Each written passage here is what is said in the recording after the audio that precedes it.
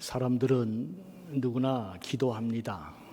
아이가 아프면 당연히 기도하고, 병원에 가서도 기도하고, 시험 앞에서도 기도하고, 가족이 어려우면 기도합니다.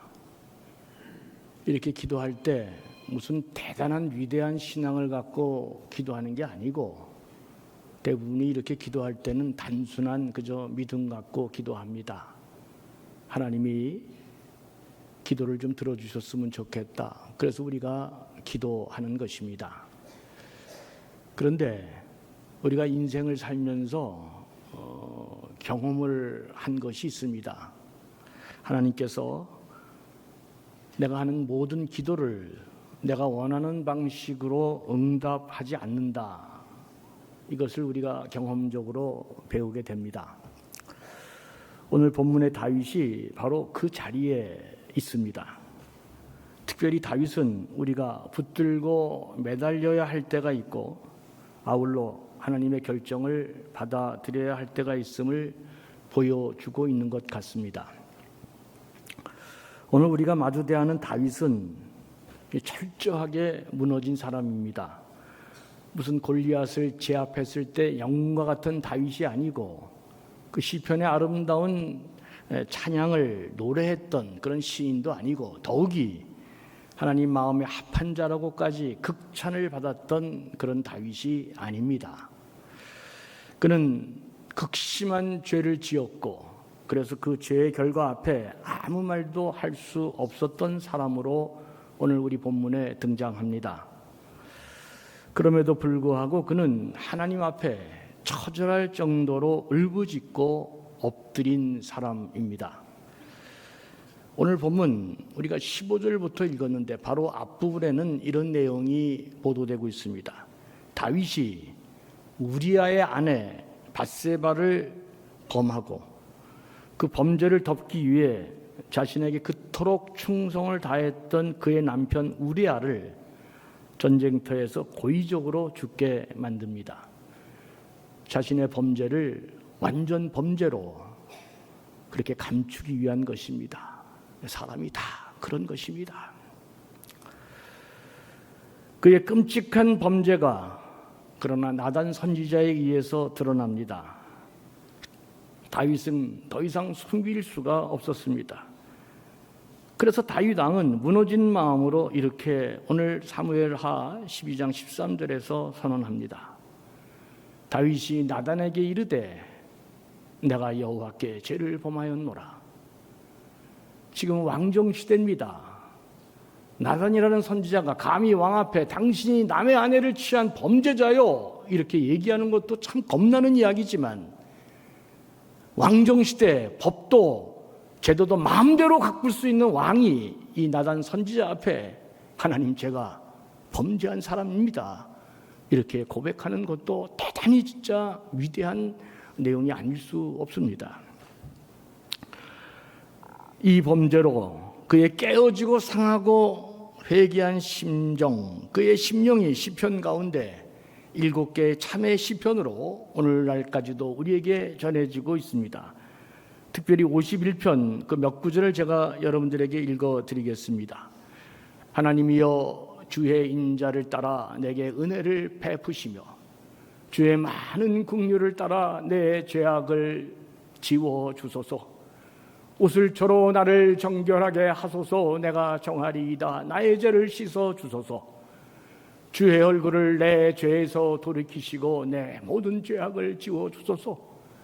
하나님이여 내 속에 정한 마음을 창조하시고 내 안에 정직한 영을 새롭게 하소서.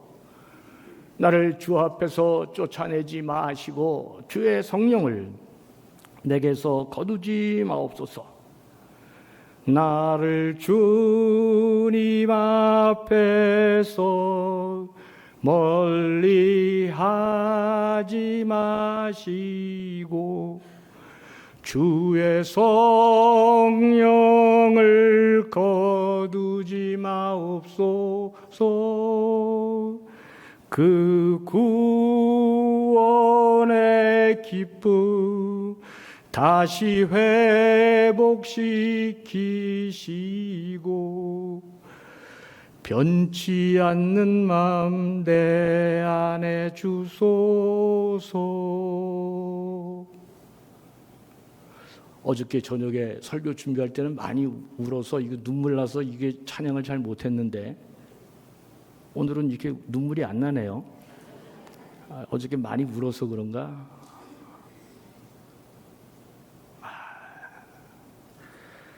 피눈물 나는 그의 참회가 7개의 참회 시편에 흘러 넘치고 있습니다.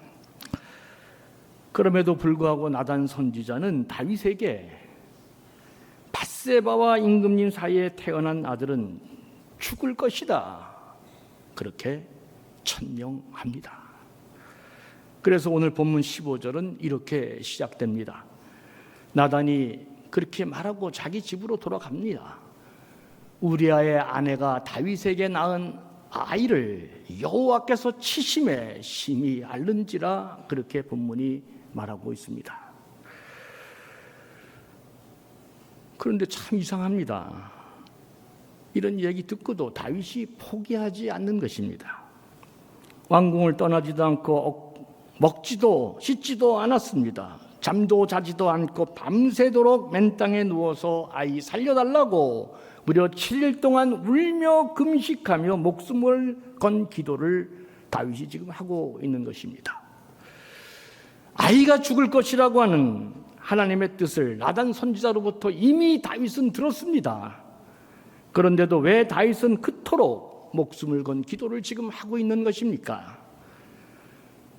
저러다가 죽겠다, 저러다가 몸 다 상하겠다, 주위에서 친아들이 보고 너무 걱정을 해서 만류하지만 다윗은 절대 일어나지 않고 끔찍도 않고 이 생명을 건 기도를 계속합니다. 왜 그랬습니까? 22절이 그렇게 말합니다. 혹시 여호와께서 나를 불쌍히 여기사 아이를 살려주실지 누가 알까 보냐. 다윗이 이토록 피나는 기도를 한 것은 혹시 하나님께서 긍휼을 베풀어 주실지 모른다고 하는 희망 하나 잡고 기도하고 있는 것입니다. 이 바꿀 수 없는 이 절망적인 현실 앞에서도 그토록 다윗이 간절히 붙들었던 것은 무슨 거창한 믿음이 아닙니다. 오직 한 단어, 혹시 하나님이 나를 긍휼히 여겨주실지 모르겠다. 다윗의 기도는 하나님 반드시 살려줄 걸로 믿습니다는 믿음의 기도가 아니고, 지금 다윗이 울부짖고 있는 것은 하나님 혹시라도 나를 불쌍히 여겨주셔서 아이를 살려주시면 안 되겠습니까? 하나님 불쌍히 여겨주시면 안 되겠습니까? 이런 간절함과 절박함을 담은 기도를 지금 하고 있는 것입니다. 자기의 자식이 걸린 문제입니다. 이걸 어떻게 쉽게 포기하겠습니까? 우리도 살다 보면 그런 기도 하잖아요. 저도 목사이지만 그런 기도 많이 합니다. 어떻게 우리가 살면서 믿음 좋고 뭐 확신에 찬 거창한 기도만 하겠습니까? 확신에 찬 기도만 기도입니까? 아니잖아요. 너무 아프고 고통스러워 드리는 이 막무가내식 기도가 아닙니까? 믿음과 두려움이 뒤섞인 채 드리는 기도는 기도가 아닌 것입니까? 도무지 회생할 기미가 보이지 않는 답답한 사업체 앞에서 암 재발 판정을 받을지도 모르는 그 절박한 순간 가슴 끌어안고 병원 앞에서 드리는 그 기도, 내 힘으로는 어찌할 수 없어서 그 아파하는 자녀를 눈물을 흘리며 바라보며 죽어가는 부모를 지금 눈으로 바라보며 피 흘리며 기도하는 그 기도는 그 기도가 아닙니까? 피눈물로 밤을 지새우면서 혹시라도 하나님 긍휼을 베풀어 줄지를 기대하며, 그런 기도는 믿음의 기도라고 얘기할 수 없고, 다 혹시라도 내 삶의 처지를 아시는 하나님께서 그럼에도 불구하고 혹시라도 나에게 긍휼을 베풀어 주시기를 바라는 간절한 기도입니다.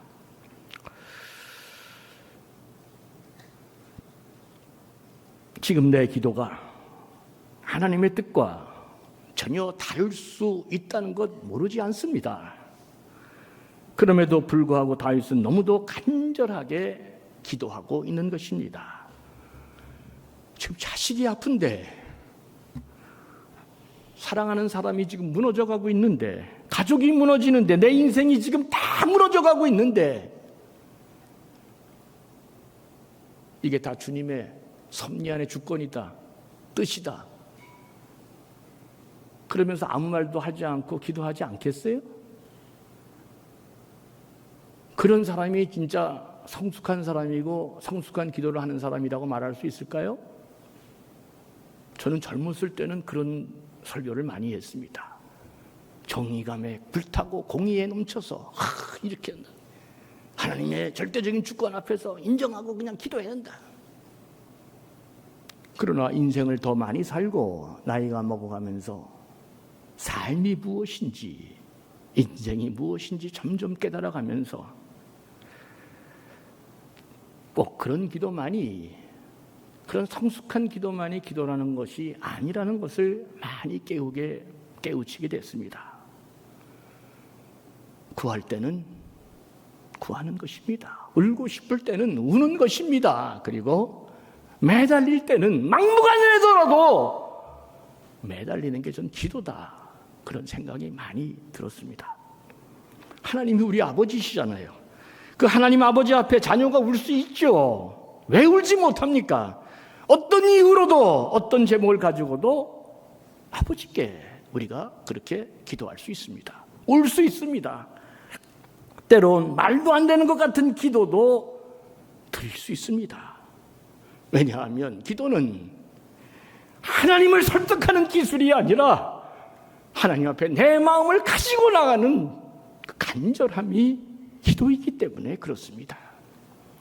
기도는 미래의 결과를 붙잡는 행위가 아니라 하나님의 아버지를 내가 지금도 떠나지 않겠다는 내 간절한 몸부림이 그 기도에 담겨 있기 때문에, 그런 기도를 하는 사람을 두고 뭐 신학적으로 어땠다 저랬다 얘기하는 것은 진짜 아주 못된 사람이다, 그런 생각이 들어집니다.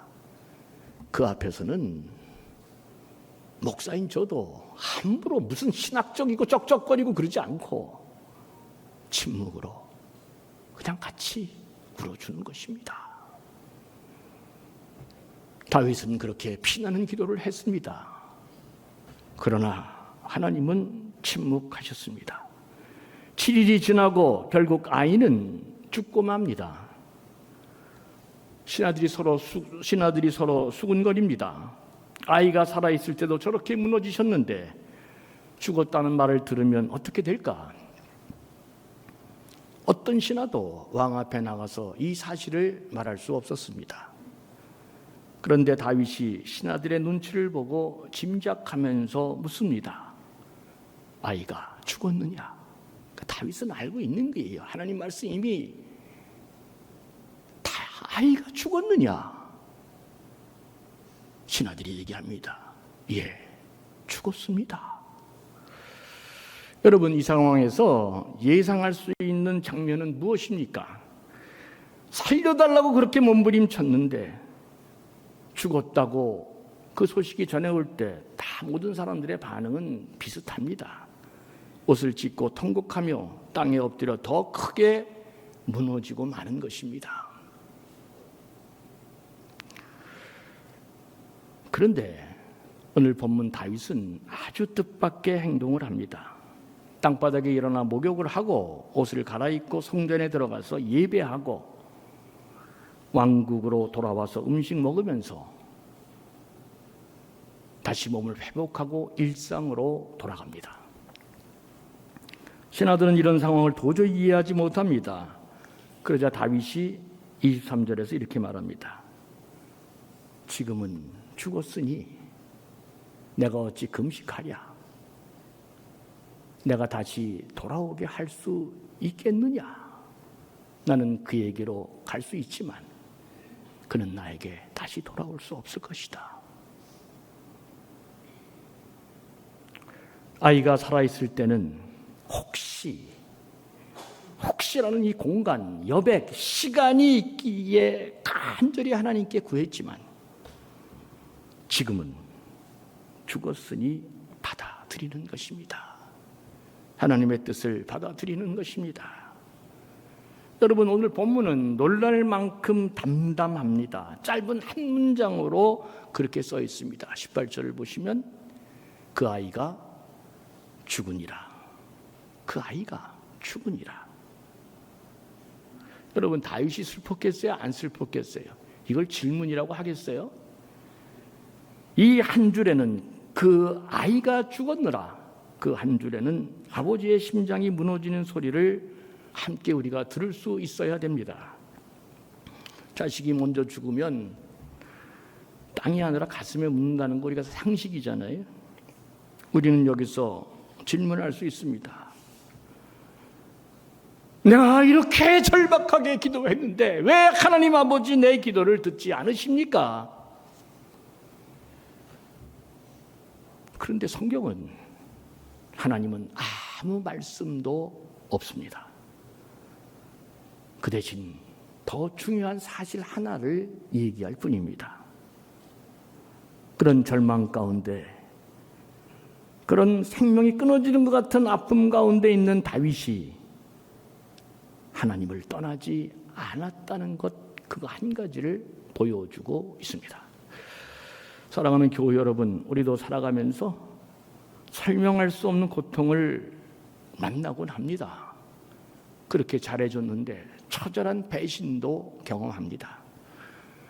왜 하필 그 병이 나한테 왔는지, 왜 그 사람은 나를 떠났는지, 왜 이렇게 내가 기도를 간절히 했는데도 내 기도는 응답되지 않는지, 내가 아침부터 저녁까지 이렇게 입이 닳도록 열심히 뛰었는데 왜 내 사업의 기업은 이렇게 안 되는 것인지 이해가 안 됩니다.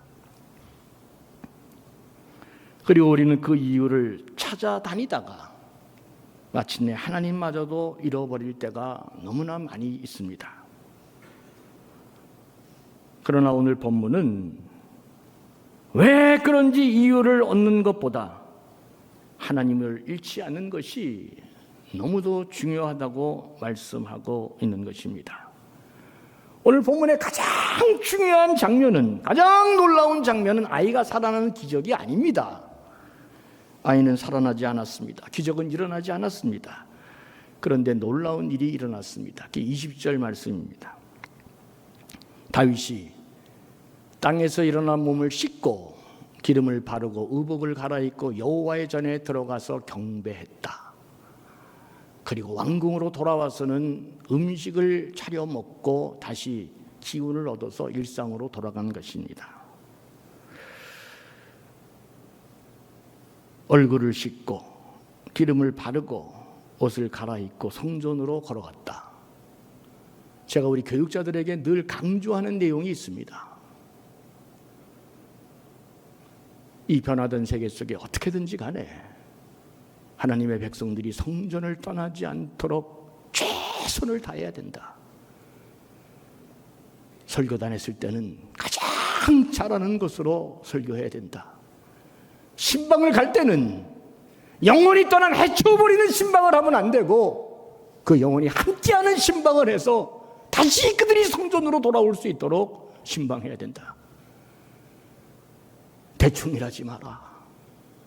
영혼이 없는 일을 하지 말고 하나님이 택한 백성이 다시 성전에 돌아오도록 그렇게 하라고 당부합니다. 왜 그렇습니까? 성전에 오면 살기 때문에 그렇습니다. 목사는 사람을 살리는 사람이라 그러면 사람을 살리려면 그분이 반드시 어떤 이유에서든지 간에 성전으로 다시 오게 해야 되는 것입니다.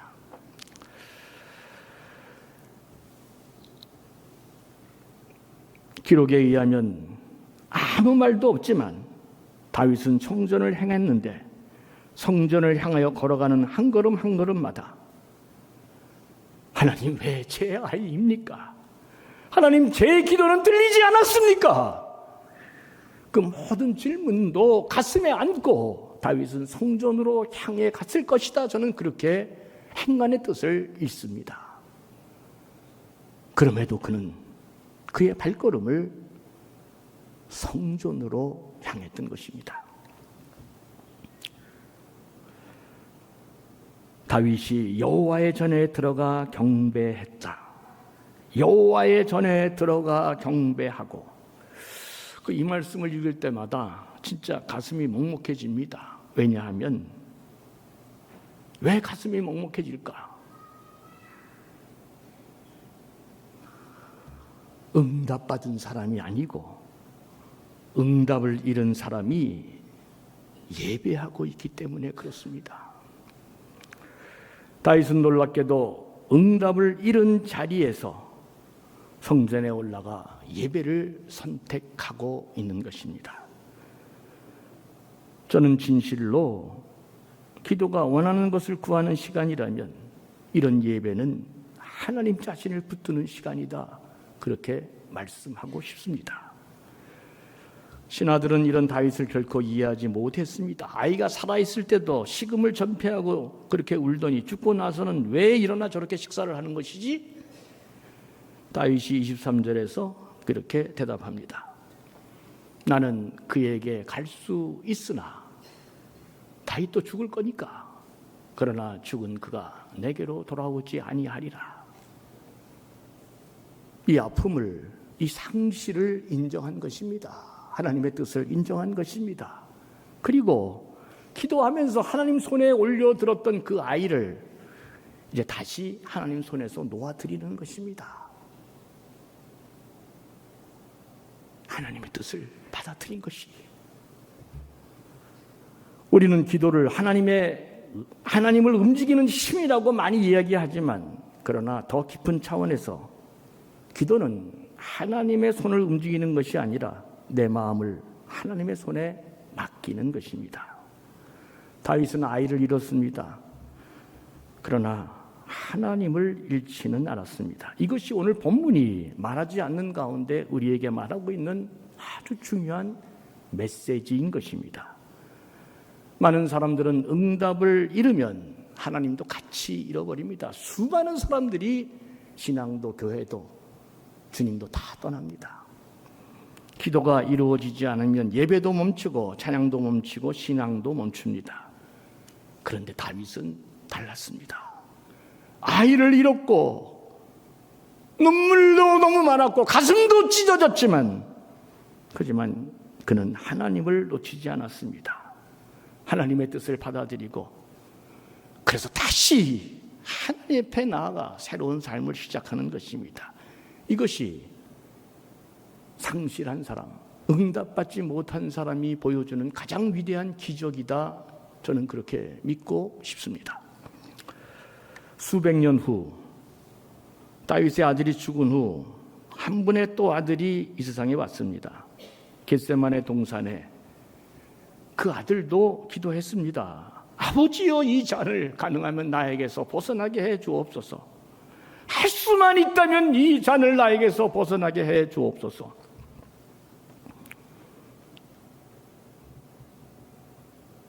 그런데 이번에도 하늘은 침묵했습니다.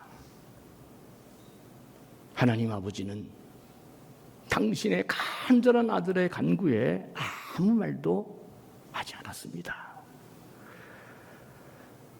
그리고 예수님은 마지막으로 절규합니다. 아버지 하나님, 어찌하여 나를 버리시나이까? 그래도 하나님은 아무 말도 하지 않았습니다. 그런데 마지막이 참 감동적입니다. 이런 상황에서도 예수님은 아버지를 버리지 않습니다. 아버지여, 내 영혼을 아버지 손에 부탁하나이다. 저는 이 기도가 너무나 내 마음을 울립니다. 아버지여, 내 영혼을 아버지 손에 부탁하나이다. 십자가 피해달라는 응답보다 예수는 마지막까지 하나님과의 관계에 손을 잡고, 하나님 놓치지 않고 아버지, 내 영혼을 아버지 손에 맡기나이다, 그렇게 기도했습니다. 우리는 이제 다윗을 넘어 예수님을 봐야 합니다. 예수님은 침묵 속에서도 끝까지 아버지를 신뢰했습니다. 그리고 십자가를 받아들였습니다. 그런데 그 순종으로 모든 인류가 하나님께 다시 연결되고 살 수 있는 길이 열렸습니다. 하나님의 그 무응답이 우리 인류 역사의 가장 큰 하나님의 영광을 드러내는 시간이 됐습니다.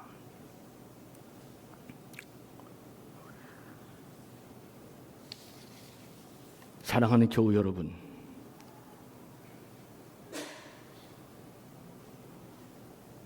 역사를 움직이는 그 힘, 사람을 움직이는 그 힘에는 언제나 아픔이 있습니다. 그건 잔기술로 되는 게 아닙니다. 위대한 명곡을 들어도 청하고 말거나 아니면 그 노래에는 아픔이 담겨 있기 때문에 우리를 움직이는 것입니다. 마음을 움직이고 역사를 움직이는 그 힘에는 언제나 무언의 아픔이 있는 것입니다. 그 아픔이 우리를 전진시키고 미래로 나가게 하는 것입니다. 그 아픔이 하나님과 연결될 때 새로운 지평의 역사가 시작되는 것입니다. 사랑하는 교우 여러분, 여러분의 삶에도 아직 끝나지 않은 기도가 있을 것입니다. 어떻게 그 기도, 막무가내 그 기도 어떻게 내 가슴 속에 지워버릴 수 있겠습니까? 사람마다 다 형편이 다를 것입니다. 그래서 아직도 다치지 않은 여러분들의 마음에 상처가 있는 것입니다. 아직도 이해되지 않는 하나님의 침묵 때문에 가슴 괴로워하고 아파하는 사람들이 이 가운데 있을 것입니다. 저는 우리 교회 부임해서 자식을 먼저 보내면서 오열하면서 장례식을 치른 그런 가정이 있습니다. 아직 꽃도 피워보지 못한 나이에, 그 젊은 나이에 자식을 하나님께 보내고 오열하는 부모의 장례식을 제가 치렀습니다. 또 어떤 분은 나이가 40 됐지만 아직도 장가도 못 가고 힘들게 사는 그 아들을 보내면서 눈물 흘리고 가슴 아파하는 부모를 제가 보았습니다. 뭐라고 위로하겠어요, 여러분? 그런 자리에서 뭐라고 내가 설교를 하고 뭐라고 위로를 하겠어요? 그분들은 절대로 씻을 수 없는, 죽을 때까지 버릴 수 없는 그 아픔을 가슴에 달고 살지만 딱 이 한마디는 내가 할 수 있습니다. 집사님, 권사님, 장로님, 여러분이 이제 아들을 먼저 보냈다는 점에서 예수님과 동창생입니다. 이제 하나님의 마음을 알 수 있는 사람이 됐고, 그렇기 때문에 신앙 안에서 더 그 아픔을 성숙시켜 가야 될 것입니다.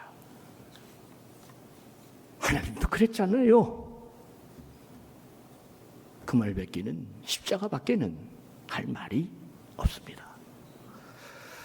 하나님은 오늘도 여러분 모두에게 그 이유를 설명하지 않습니다. 대신 십자가에 달려 죽은 손으로 당신의 손을 잡으실 뿐입니다. 그리고 말씀합니다. 그래도 내게 와야 된다. 그렇기 때문에 우리의 신앙은 모든 문제가 해결된 다음에 믿는 신앙이 아니라 아직도 이해할 수 없고 해결되지 않고 풀리지 않은 그 미해결된 상태로 오늘도 하나님께 가까이 가는 것, 그게 신앙입니다. 그래도 하나님께로 가는 것입니다. 이게 다윗의 믿음이고 예수님의 순종이었고, 그리고 이제 그 길이 우리 길이 되기를 하나님이 오늘 이 시간 여러분들을 초대하고 있습니다. 요새 자꾸 우리 교회에 아픈 사람들이 많습니다. 힘든 사람들이 너무 많습니다. 부디 그런 가운데도 상실한 거, 그 아픈 거 힘들지만 그거 붙들지 마시고 하나님을 더 붙드는 사람으로, 간절한 기도가 응답되지 않아서 이제 기도를 포기해야 되겠다, 그 기도가 끝나는 자리에서 그래도 예배가 시작하는, 그래도 하나님께로 발걸음을 옮기는 그런 사람이 될 때 우리는 내일을 알 수 없는 하나님의 은혜의 역사가 시작됨을 깨닫고 그 저리는 가슴 그냥 품어 안고, 이해되지 않는 그 마음 그냥 품어 안고, 내 기도가 더 이상 입술로 할 수 없는 그런 안타까운 그 자리에서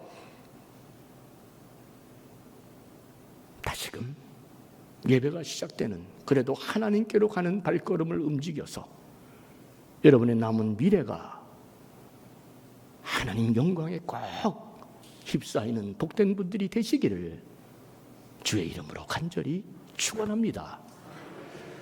하나님 아버지, 너무나 아픈 분들이 많이 있습니다. 생명을 위협받고, 가족이 위협받고, 내 삶의 터전이 위협받는 사람들이 많이 있습니다. 주여, 부디 오늘 말씀을 통해 성령께서 역사해 주셔서 이들이 반드시 그 아픈 시간을 극복하고 다시금 힘을 얻고 말씀을 붙들고 하나님 앞에 나와 승리하는 자들 꼭 되게 해 주시옵소서. 너무나 무거운 짐에 시달리는 사람들 하나님 기억할 때마다 가슴이 너무 아픕니다. 주여, 부디 하나님의 위로하심과 은혜와 평강이 이들 삶에 넘쳐나도록 복을 내려 주시옵소서. 감사하며 예수님의 이름으로 간절히 축복하며 기도합니다. 아멘.